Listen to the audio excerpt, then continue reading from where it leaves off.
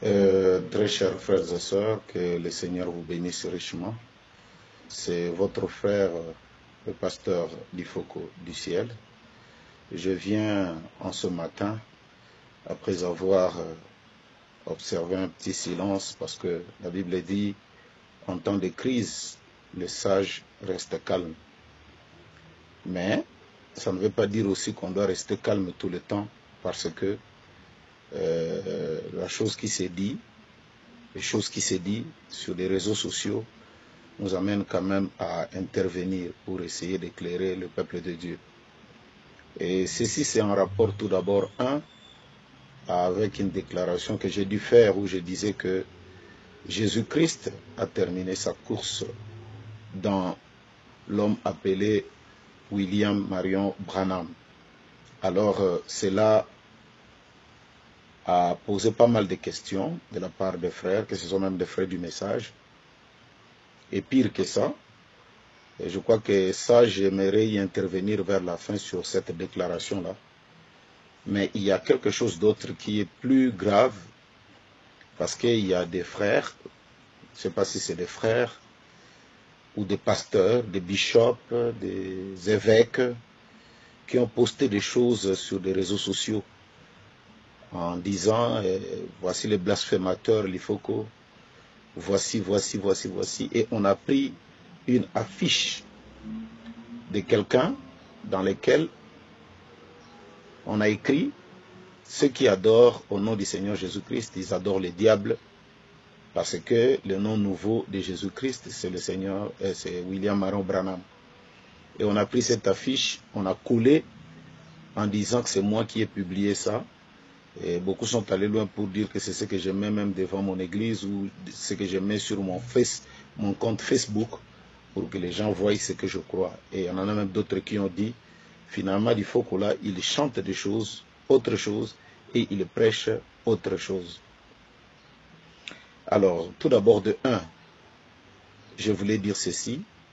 Moi, votre frère, Difoko, je n'ai jamais eu de compte Facebook. Je ne suis pas dans des réseaux sociaux. Justement pour éviter tout ce que nous vivons là.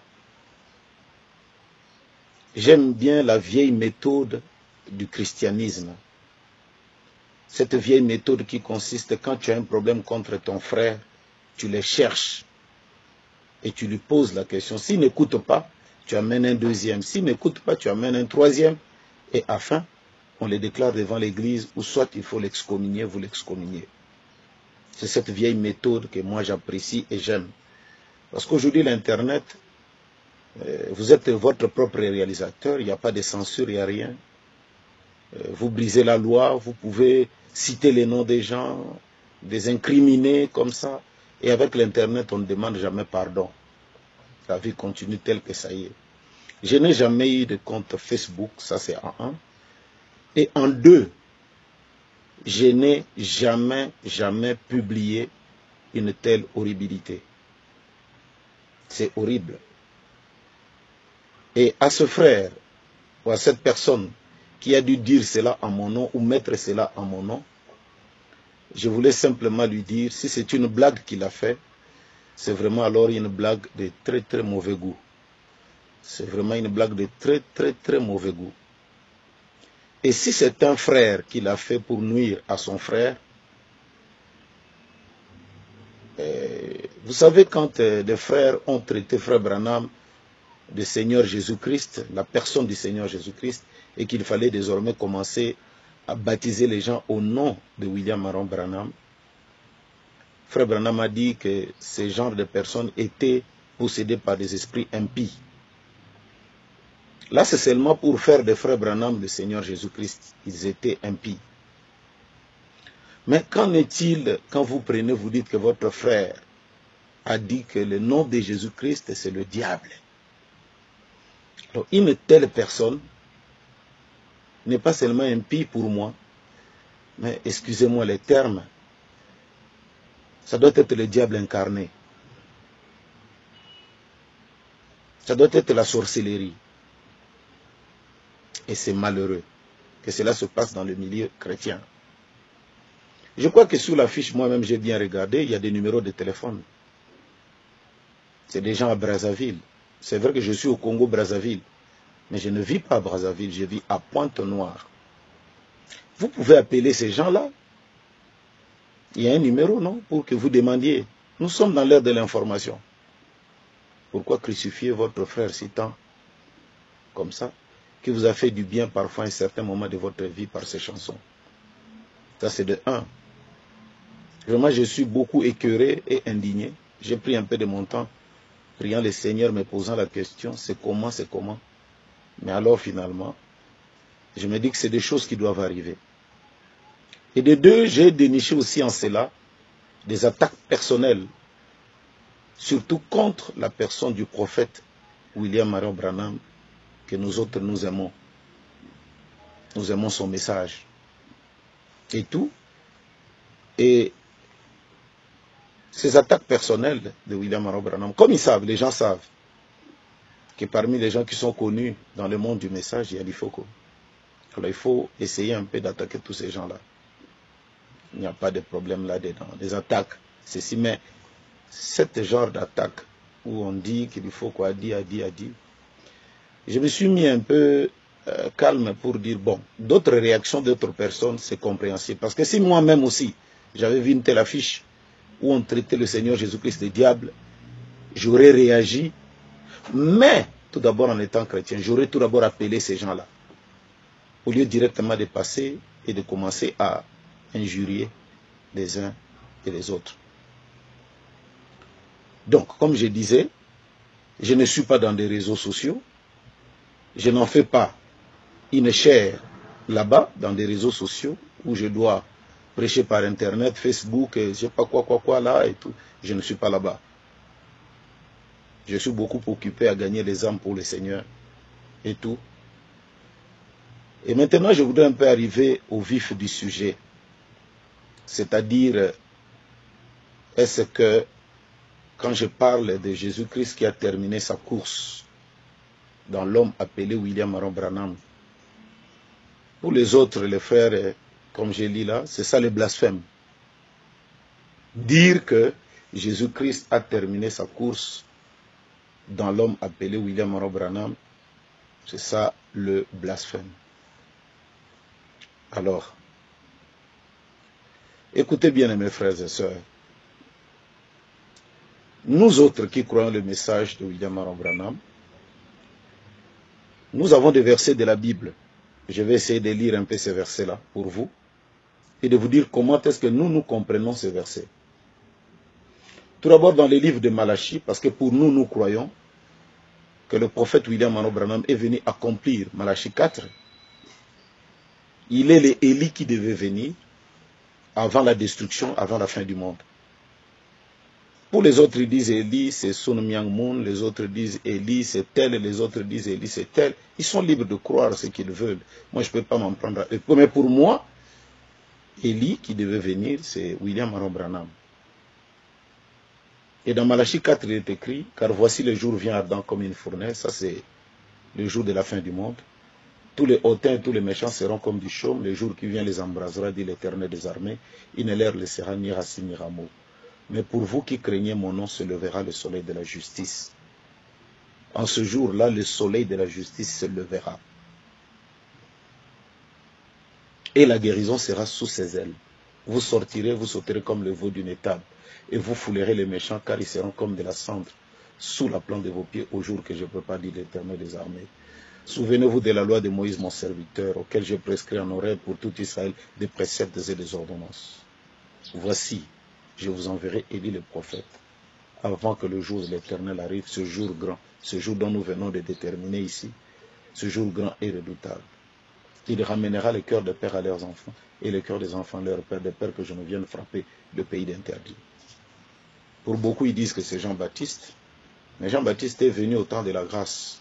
Ici, on nous parle du jour du jugement qui doit venir, c'est-à-dire de la fin du monde. Avant que ce jour n'arrive, Élie doit venir. Ça aussi, vous êtes libre de ne pas croire que c'est ça ou c'est ça. Mais quand nous lisons le ministère de Malachie 4, c'est un ministère qui est lié au soleil. Parce que le soleil de la justice viendra dans ce ministère-là.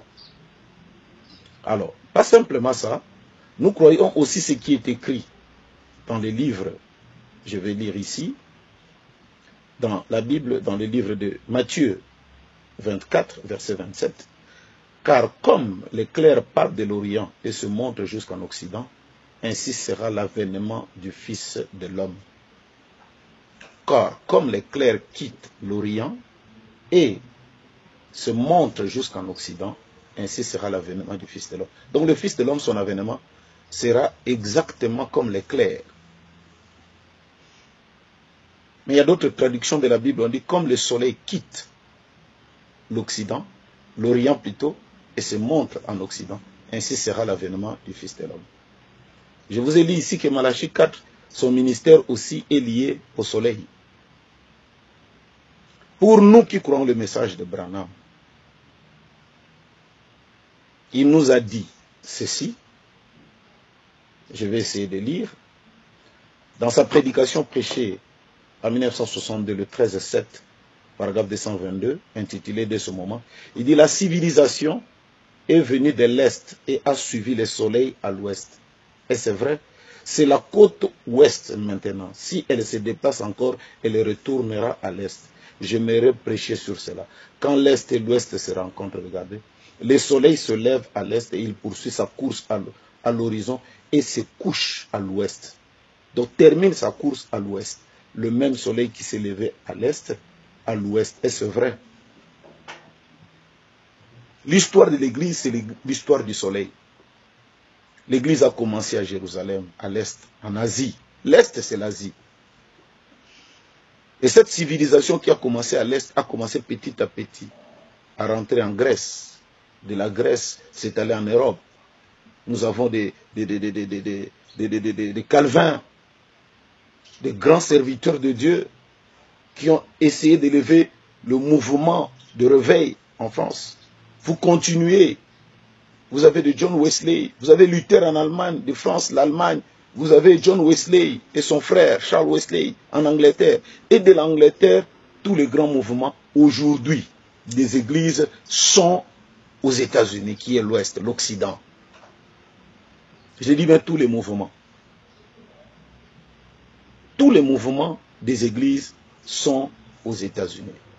Et nous aussi qui croyons le message de William Branham, Dieu a voulu que la vérité de sa parole vienne de l'Ouest, de l'Occident. Je vais relire encore d'autres citations. Comme ça, s'il y aura des attaques comme ça serait bien que vous vous attaquiez à Frère Branham directement et nous allons savoir de quoi il s'agit. Il dit dans sa prédication, le filtre d'un homme qui réfléchit, prêché le 22/8/1965, paragraphe 1, il dit « Merci frère Mann, toutes choses sont possibles. Crois seulement. Prions au Dieu. C'est vraiment le désir de mon cœur ce soir de croire tout simplement. Tandis que nous sommes rassemblés ici ce soir dans ce tabernacle, le soleil vient de se coucher à l'ouest. Nous te prions, Dieu bien-aimé, de nous donner, de réaliser combien nous sommes proches du temps où le soleil se couchera sur le temps. Il arrive à la fin de sa course. Le jour est très avancé. La dernière civilisation, c'est l'Ouest, c'est les États-Unis. La civilisation qui a commencé en Chine, des grandes inventions, aujourd'hui, c'est les États-Unis. Dès que ça quitte les États-Unis, c'est directement en Chine. Voilà ce que nous croyons. Et nous croyons que Jésus-Christ, qui est le soleil, parce qu'il est typifié dans beaucoup de versets, que Jésus-Christ est notre soleil. Il est le soleil de la justice. Au temps du soir, le coucher du soleil. Et les États-Unis est appelé le coucher du soleil, ou l'Occident. Au temps du soir, il y aura de la lumière. Pour nous qui croyons le message, donc géographiquement, Dieu nous a institué où dormira le soleil, ou la révélation de sa parole. Voilà. Vous pouvez discuter, vous pouvez dire non, c'est aussi en RDC, ça c'est vous. Il y a aussi des gens qui ont des versets pour dire que c'est un pays béni et tout, et tout, et tout. Moi aussi, en tant que Congolais, je pouvais dire ça. Mais, il s'avère que, pour nous, on a vu. Parce que si cela s'avère être en RDC, il y a des caractéristiques. C'est Jésus-là, ce soleil. s'il se couche, il termine sa course à l'ouest, comment est-ce que ce ministère avait commencé à l'est? Pour que nous puissions l'identifier à l'ouest. Nous avons vu ce ministère n'a pas seulement prêché la parole de Dieu, il n'a pas simplement guéri les malades, les morts sont ressuscités, mais il y a eu quelque chose d'un peu particulier. C'est ce qui est arrivé devant la femme samaritaine. Ils attendaient de voir ce ministère-là. Ils attendaient. Et un jour, la femme retrouve un homme habillé en robe, comme tous les autres hommes d'ailleurs. Et cet homme-là lui dit, femme, donne-moi de l'eau. Donne-moi de l'eau. Et la femme dit, nous n'avons pas de relation avec vous. Si tu savais le don gratuit, et c'est lui qui te parle, tu m'aurais toi-même demandé de l'eau. Seigneur, donne-moi de l'eau. Va tout d'abord m'appeler ton mari. Un vrai prédicateur, c'est celui qui ne prêche pas une femme seule. Il cherche toujours son mari pour mettre la garantie, pour ne pas tomber. Et c'est Jésus qui nous a donné cet exemple. Va me chercher ton mari. Je n'en ai pas. Tu as dit vrai. Tu as eu 5 femmes. Tu en as eu 6. Tu en as eu 6, 5. Et même celui qui est à la maison n'est pas ton mari. Donc 6. Et la femme a crié, oh, voici un homme qui m'a tout dit. Ne serait-il pas lui là que nous attendions? Voilà cette chose, les discernements de pensée. À part les miracles, à part les ceci et ceci, mais le grand ministère de Christ a été l'identification par cette chose-là. Par cette chose-là. Et je voulais souligner ici avant de continuer, ce grand homme appelé Tommy Osborne, le père du mouvement pentecôtiste. Qu'est-ce que cet homme a dit? Il est allé prêcher, parce qu'il y a même ses enfants, les enfants de Tommy Osborne, quand ils arrivent à ça, ils ne croient pas. Ils croient Tommy Osborne pour les miracles, pour ceci, pour ceci. Mais quand Tommy Osborne parle de William Branham, ils ne veulent pas. Ils ne veulent pas. Ils sont aussi libres. Tommy Osborne est allé en Inde prêcher et il a échoué. Le malade n'était pas guéri. Il est revenu tout frustré, triste. Lui-même, il explique. Avec sa femme Daisy. Et il est allé dans l'église de Frère Branham.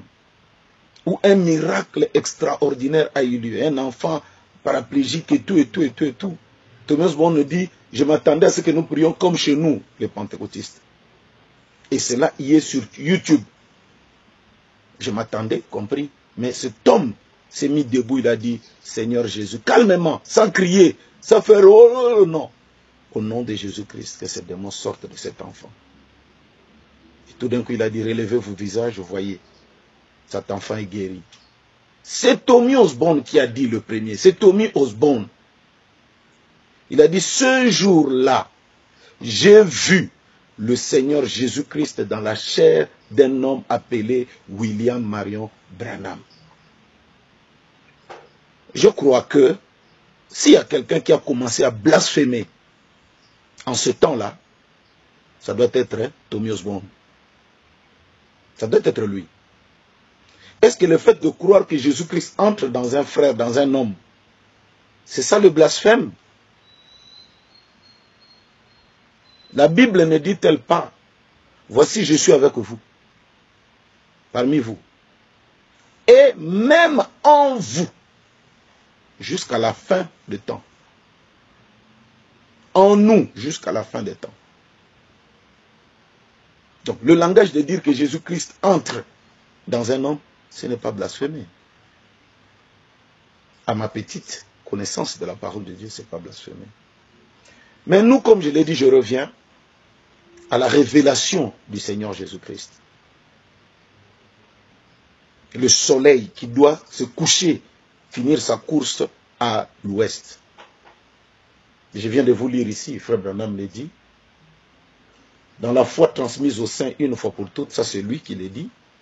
Prêcher le 1er 5 1955, paragraphe 50, vers le bas, je vais prendre juste le bas, il dit, il en est de même de l'église de Dieu ce soir, puisque la même foi qui fut transmise aux saints une fois pour toutes est transmise aujourd'hui. Le soleil s'est levé à l'est, ils embellissent leur voix en dehors de cela avec la théologie. C'est un jour qui n'est ni jour ni nuit, mais le prophète a dit, vers le soir, où se couche le soleil à l'ouest, Où s'élève-t-il à l'est? Qui était le premier à recevoir le Saint-Esprit autrefois, là au commencement? Qui est ce peuple oriental, les Juifs, les Grecs et les autres? Qui le reçoit dans les derniers jours, quand le soleil se couche? Les États-Unis d'Amérique, la dernière civilisation.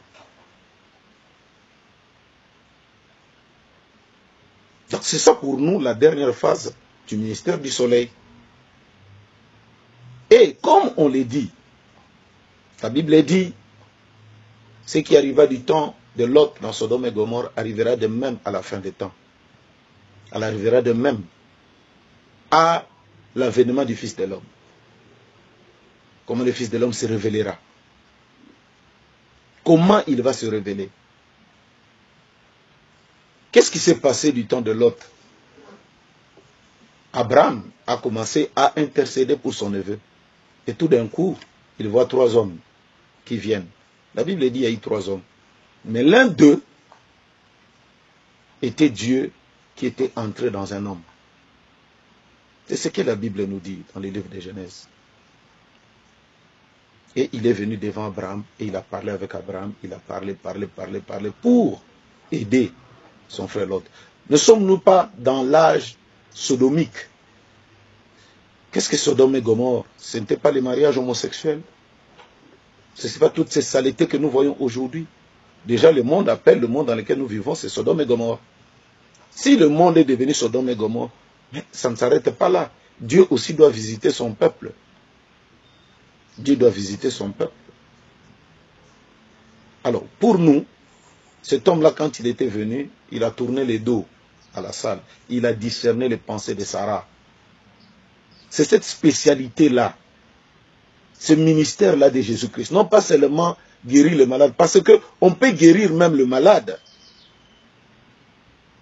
et aller en enfer, parce que la Bible dit, en ce jour-là, beaucoup viendront, ils diront, n'avons-nous pas guéri les malades en ton nom? Et il leur dira, éloignez-vous de moi, ouvriers d'iniquité. Mais révélez le Fils de l'homme. Voilà. Cette manifestation du Fils de l'homme par le don du discernement.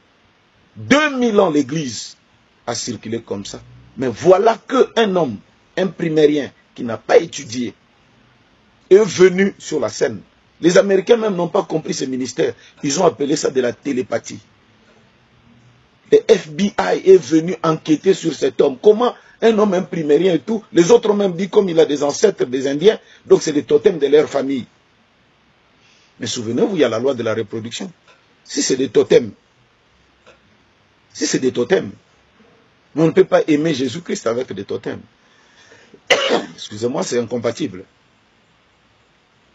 Alors, ce ministère-là, Frère Branham lui-même l'a dit ici, ce ministère-là doit se révéler dans sa prédication, le procès. Parce que même là, même dans le milieu du message, nous sommes encore en discussion avec nos frères. Les autres disent que le Fils de l'homme s'est révélé aussi dans l'Église. Moi aussi, je le crois. Il s'est révélé dans le corps de l'Église. Parce que la Bible dit, tout ce qui était en Christ, en Dieu, Dieu l'a déversé en Christ. Tout ce qui est en Christ, Christ l'a déversé dans son Église. Je le crois. Mais ici, il s'agit ici de révéler le ministère du Fils de l'homme qui prend l'attrait particulier du discernement de pensée. Lui-même, il est dit dans le procès, paragraphe 209. Je ne dis pas que votre pasteur ou quelqu'un d'autre recevrait les dons de discernement. Ils n'ont pas à faire ça, ce n'est pas leur appel, ce n'est pas leur appel faire cela. Il doit y en avoir un seul dans un âge. Et ça, j'ai dit à tous les frères qui croient vraiment le message véritablement, de soutenir ce genre de choses. Ce n'est pas l'IFOC, c'est le prophète qui a parlé. Il dit que votre pasteur peut prier pour les malades, il peut prier les aveugles, se mettre debout. Mais quant au discernement, et ce discernement ici, ce n'est pas le discernement de juger les dons de la prophétie. Non. C'est Dieu qui discerne les pensées des cœurs des gens. Devant Abraham, il l'a fait. Devant la femme samaritaine, il l'a fait. Il a parlé de son passé et tout. Les médiums essayent de faire ce genre de choses aussi. Mais ils ont une mauvaise vie. Parce que le diable, c'est un imitateur. Dans la fête des trompettes, il ajoute encore, il dit, paragraphe 215, prêché le 19, 7, 64. Les derniers signes qu'Abraham, et nous sommes la sémence royale d'Abraham, l'épouse, le dernier signe qu'Abraham a vu avant que le signe promis arrive, que le Fils arrive, c'était quoi? Dieu sous la forme d'un être humain qui pouvait discerner les pensées des gens. Un seul homme, pas une douzaine, un seul homme. Peu importe le nombre d'imitations, ils en ont eu un seul. Il a discerné les fonds de leurs pensées. Et qu'est-ce qui s'est produit ensuite? C'est qu'Abraham et Sarah sont redevenus un jeune homme et une jeune femme. Ça, nous le savons. Voilà. Il dit, eh bien, je sais que vous la trouverez un peu dure à avaler, celle-là. Mais souvenez-vous, juste vous, pour bien m'assurer que vous le savez, ne lisez pas la Bible comme ceci. Lisez entre les lignes et voyez pour voir, pour que le tableau apparaisse. Ça, c'est nous autres qui croyons, frère Branham, nous savons que ce don-là, il n'y en aura pas sur une douzaine de gens, mais sur un seul homme. C'est comme du temps de Daniel, non? La femme a dit au roi, dans ton royaume, tu as un seul homme. Et cet homme-là, il y a des lumières autour de lui. Voilà. C'est celui qui peut interpréter les choses difficiles. Donc, pour nous, nous croyons. C'est vrai que nous avons encore des discussions parmi nous dans le milieu du message. Non, il faut qu'il y ait aussi beaucoup, il faut qu'il y ait... Mais frère Branham attire notre attention sur les imitateurs. Sur l'imitation. Nous avons l'habitude de chanter que à l'ouest, le soleil se couche. Il arrive à la fin de sa course. Et je vois combien ce temps est là. C'est le temps du coucher du soleil. C'est la fin, c'est la fin, c'est la fin de la course. C'est la fin, c'est la fin, c'est la fin de toute chose. Pèlerin, c'est la lumière du soir, à l'ouest pour moi apparue. Elle manifeste le Fils de l'homme, et je crois, c'est vrai, je le crois. C'est la fin, oui, c'est la fin de la course. Mais cela n'empêche, c'est un contexte du ministère. Vous prenez une prédication de 2 heures, vous coupez juste une petite partie, vous dites, voilà, et vous collez une photo. Ça, mes frères et sœurs, c'est de la malhonnêteté spirituelle. Excusez-moi. C'est de la malhonnêteté. Je crois que même ce pasteur-là, il voudrait bien être, son église voudrait bien qu'il soit Jésus-Christ en chair. Parce que la Bible dit dans 1 Jean 4, je crois, si je ne me trompe pas, petits enfants, reconnaissez en ceci un esprit qui vient de Dieu. Tout esprit qui confesse que Jésus est venu en chair, c'est un esprit qui vient de Dieu. Et tout esprit qui ne confesse pas cela, c'est un esprit d'antichrist. Jésus-Christ doit être dans notre chair. Moi, votre frère, je prêche pour ça. Dans un contexte de la vie, que Jésus aussi termine sa course dans ma vie. Mais ça, c'est un contexte du ministère de Luc 17:30. Là où Dieu devait révéler sa parole. Ça, tout le monde ne peut pas le faire. Dans un âge, un seul, voilà. Donc je crois que j'ai essayé un peu d'expliquer les choses. Je crois au Seigneur Jésus-Christ. Quand je chante plein succès à Jésus-Christ, je ne fais pas des matalana, je ne veux pas que les gens voient qu'il le veut, non. Donc je dis ici à tous les frères et sœurs, les jeunes gens, parce que on se rend compte que moi j'ai une église à Pointe-Noire, une grande église, par la grâce de Dieu, des jeunes gens, je leur avais interdit d'entrer dans des réseaux sociaux. Parce que je trouvais que ces discussions infertiles, des injures, ceci, ce n'était pas chrétien. Mais je crois que je dirais à ces jeunes gens-là qui allaient suivre cette vidéo, vous devez entrer dans ce monde-là. Entrez, par la grâce de Dieu, entrez et il n'y aura rien. Essayez un peu de répondre à ces choses. Parce que quand, vous savez, c'est Abraham Lincoln ou même des grands écrivains ont dit, un mensonge, plus on la répète, plus on répète, ça risque de devenir vérité. Je crois au Seigneur Jésus-Christ et je crois à son envoyé. La vie éternelle qui te reconnaisse, toi le véritable Dieu, et celui que tu as envoyé. Paul a dit, n'aie pas honte de moi. Donc je n'ai pas honte de croire que je crois le message de William Aaron Branham. Je chante. Si mes chansons étaient mauvaises, c'était des balivernes. Aujourd'hui, beaucoup d'artistes n'allaient pas prendre ça pour chanter. Et s'ils chantent, c'est parce qu'ils trouvent que notre message, et beaucoup de frères du message sont des gens sérieux. Sérieux, je dis bien sérieux, et je pèse bien mes mots. Moi-même, j'ai un témoignage. Je me suis marié. Aujourd'hui, j'ai à peu près 27 ans du mariage.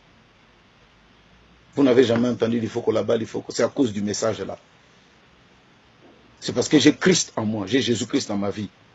Et je prêche que Jésus-Christ doit s'incarner dans ma vie. pour vivre sa parole dans ma vie. Voilà un peu, frères et sœurs, cette chose qui, je demande à tous les jeunes de forum du message, prenez un peu cette vidéo et essayez de répondre à ces gens-là. Si vous voulez vous en prendre à William Branham qui a dit que celui qui révèle le ministère du Fils de l'homme, un seul, pas deux, prenez-vous-en en lui. Ou alors attaquez le prophète. Mais ne me faites pas dire ce que moi je n'ai pas fait, ni ce que je n'ai pas dit. Je n'ai jamais, mes prédications sont dans le YouTube. Vous ne verrez jamais en aucun jour où j'ai dit au nom de William Maron Branham. Au contraire, je prêchais. Parce que frère Branham dit, si vous venez dire que Seigneur, me voici, je viens au nom de William Maron Branham, vous serez rejeté du ciel. Voilà. C'est ce que je crois. Mais dire que Jésus-Christ est entré dans la chair de William Branham, ça je crois ça. Et je crois que Dieu aussi est entré dans ma chair pour vivre sa parole.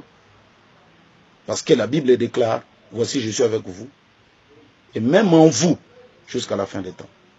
Et pour terminer, je ressouligne les paroles de Thomas Osborne. Ce jour-là, j'ai vu Jésus-Christ marcher sous les rues de Kentucky dans un homme appelé William Marion Branham. On prenait voix Thomas Osborne et ensuite traitez-les de démons et traitez-les de tous les noms. Mais quant à nous, nous n'avons jamais adoré William Marion Branham. L'adorable, le louable et l'élevable, c'est le Seigneur Jésus-Christ. Et en qui je vous salue au nom du Seigneur Jésus-Christ. Que le Seigneur vous bénisse richement et merci.